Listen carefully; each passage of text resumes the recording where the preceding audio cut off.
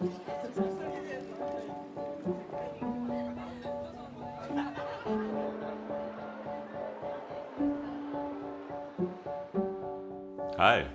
my name's Gabe. I know Kung Fu and can dance around the moon. Here's a picture of me as a baby. I was super cute, right? Well, let's fast forward to the awkward years. Oh, yeah, that's what I'm talking about. And as if that wasn't bad enough, here I am as a band geek. But nobody wants to see that. Let's skip ahead to the present day. That's not much better, but I guess you gotta work with what you got. Let's get to things that you probably actually want to see, like my French bulldog Potter. He's a really cute guy. And here's my cat Archer. He's a little scamp, but I love him. Now bring it back to me.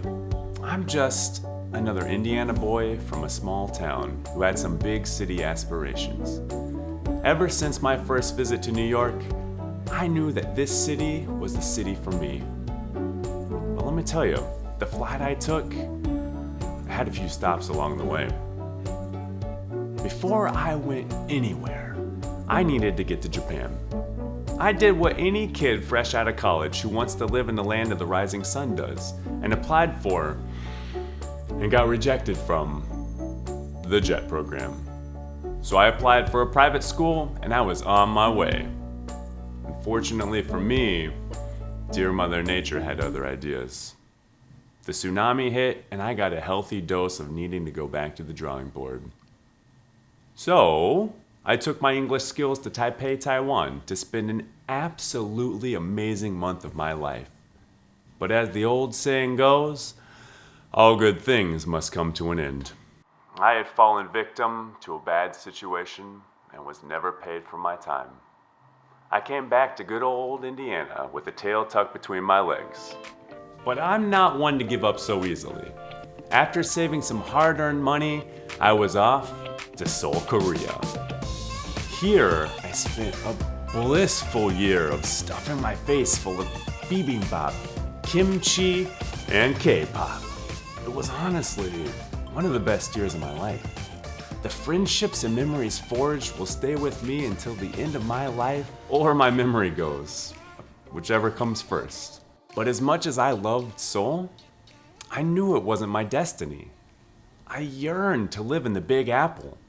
I wanted to be lulled to sleep by the blaring of car horns, to walk at top speeds down the sidewalk, going nowhere, condemning anyone who dared to enjoy the views of that magnificent city, to be plugged in to the indescribable energy that roaring mecca of a metropolis thrummed with.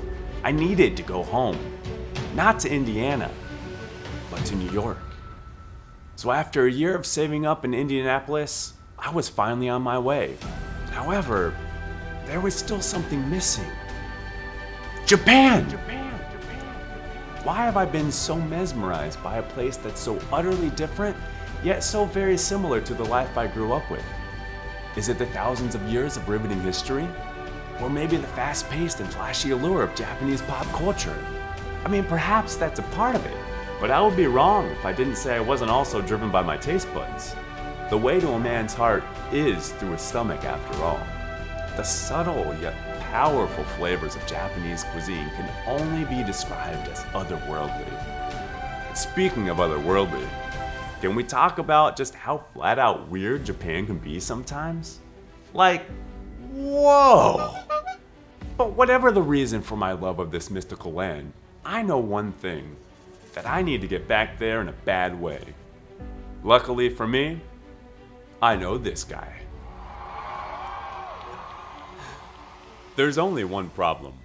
We live here, and we gotta get all the way over there. So join us on our journey as we explore the ins and outs of Japanese culture, both in New York City and Japan. And if we're all lucky enough, we might just make it over to that wonderful place. Together.